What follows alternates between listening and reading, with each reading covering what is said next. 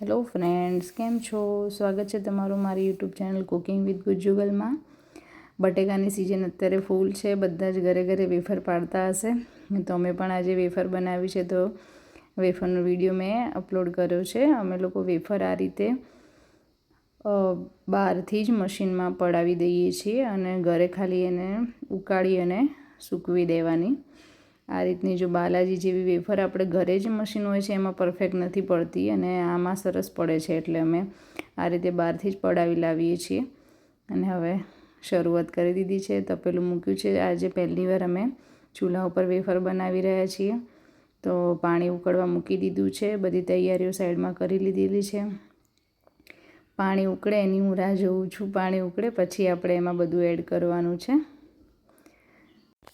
હજુ પાણી બરાબર ઉકળ્યું નથી ત્યાં સુધી મેં સાઈડમાં પણ બીજી બધી તૈયારી કરી દીધી છે. એક બાઉલમાં મીઠું અને એક બાઉલમાં મેં ફટકડી રાખી દીધી છે સાઈડમાં તૈયાર કરીને.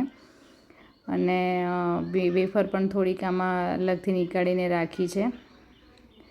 અને પછી જ્યારે પાણી ઉકળે ત્યારે આપણે એમાં બરાબર ઉકળી જાય પછી આપણે એમાં પહેલાં ફટકડી એડ કરીશું. ફટકડી અડધી ચમચી. ફટકડી એટલા માટે એડ કરવાની કે બટેકા એકદમ વેફર એકદમ વ્હાઈટ બને.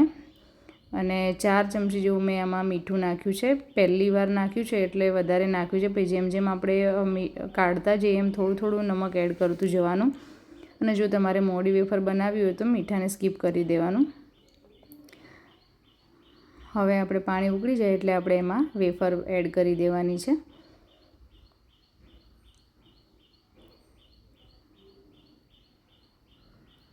પહેલાં આપણે વેફર એડ કરીશું એટલે થોડું પાણીમાંથી કાઢીને એડ કરીએ એટલે પાણી થોડું ઠંડુ પડશે. પછી પાછું ધીમે ધીમે એનું ટેમ્પરેચર મેન્ટેન થઈ જશે અને ઉકળી જશે. તો મેં એમાં જેટલી એડ થઈ શકે એટલી પાણી એનાથી ઉપર જ રહે એ રીતે એડ કરી છે. એકદમ વધારે ફૂલ પણ નથી ભરી દેવાનું. અને એને આ રીતે આપણે મિક્સ કરી લેવાની છે.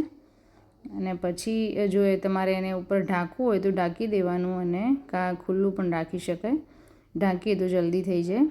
મેં ઢાંક્યું નથી એમાં, કેમ કે ચૂલા ઉપર ફર્સ્ટ ટાઈમ કરીએ છીએ એટલે થોડું ધ્યાન પણ રાખવું પડે વધારે ઉકળી ના જાય એનું. અત્યારે ઉનાળો શરૂ થઈ ગયો છે એટલે ચૂલા ઉપર બહુ જ ગરમી લાગે છે. શિયાળા જેવી મજા ના આવે ચૂલા ઉપર કંઈ બી બનાવવાની. તો હવે આપણે ચેક કરીશું.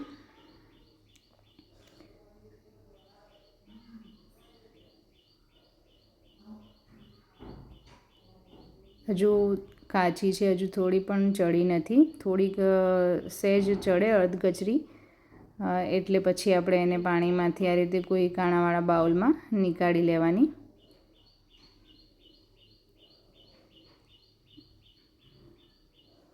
એને આપણે વધારે બોઇલ નથી કરવાની, એકદમ ટુકડા થઈ જાય એવી પણ, અને એકદમ નોર્મલ જ બોઇલ કરી અને પછી આપણે એને આ રીતે કાઢી લેવાની બાઉલમાં. એટલે બાઉલમાંથી બધું જ પાણી નીતરી જાય. અને આ વેફર આપણે કાઢીએ પછી તરત જ આપણે બીજી વેફર પણ એમાં એડ કરી દેવાની. હવે ચલો એને સૂકવવા. અહીંયા વેફર અમે રાત્રે જ બનાવી હતી એટલે ધાબે તડકો તો હોય નહીં એટલે રાત્રે અંદર જ રૂમમાં સૂકવી હતી આ રીતે ફેન ઓન રાખીને. જો તમે દિવસે બનાવો તો એને સીધી ડાયરેક્ટ તડકે પણ સૂકવી શકાય. પણ પહેલાં જો આ રીતે આપણે રાત્રે બનાવી અને થોડીક અધકચરી સુકાઈ જાય તો વેફર એકદમ વ્હાઈટ થાય છે. તો આ રીતે અમે રાત્રે જ બનાવીએ છીએ ઓલવેઝ. અને પહેલાં આ રીતે સૂકવી દેવાની જ. મારું તો ખાવાનું પણ ચાલુ થઈ ગયું. મને આ વેફર આ રીતે બહુ જ ભાવે છે. અને બધી જ આ રીતે એક પીસ અલગ કરીને સૂકવવાની, એટલે એકબીજા સાથે એકદમ ચીપકી પણ ના જાય.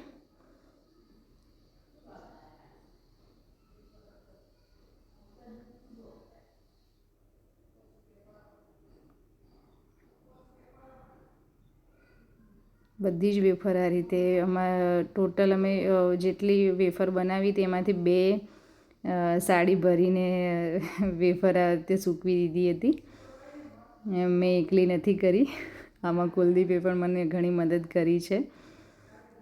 અને આ રીતે બધી જ સૂકવી દીધી છે. અને પછી એને સવારે ફેન ઓફ આખી રાત રાખ્યા હતા એટલે સવારે બહુ જ સરસ રીતે ડ્રાય થઈ ગઈ હતી ને પછી આપણે એને તડકે આ રીતે મૂકી દેવાની, એટલે એકદમ કડક થઈ જશે. એક જ દિવસમાં આ રીતે વેફર રેડી થઈ જાય છે અને પછી આપણે એને ફ્રાય કરી શકીએ. મેં ટ્રાય કરવા માટે ફ્રાય પણ કરી લીધી છે.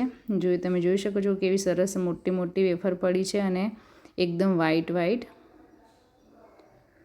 તમે આમાં ઉપરથી મસાલો કોઈ પણ એડ કરવા માગતા હોય તો એડ કરી શકો છો. અમે તો એમાં નમક એડ કરીએ છીએ એટલે પછી બીજો કોઈ મસાલો એડ કરતા નથી અને એને આ રીતે જ ખાઈએ છીએ. તેલ થોડું વધારે ગરમ થયું હતું એટલે સહેજ લાલ જેવી થઈ છે, પણ એકચ્યુઅલમાં એકદમ વ્હાઈટ વેફર જ થાય છે, બહુ જ સરસ અને ખાવાની પણ મજા આવે છે. આપણે બાલાજીની વેફર ખાતા હોય એ રીતની જ. તો મિત્રો, તમને મારો વિડીયો પસંદ આવ્યો હોય તો મારી ચેનલને સબસ્ક્રાઈબ કરવાનું ભૂલતા નહીં અને લાઇક અને શેર જરૂરથી કરજો. Bye, take care.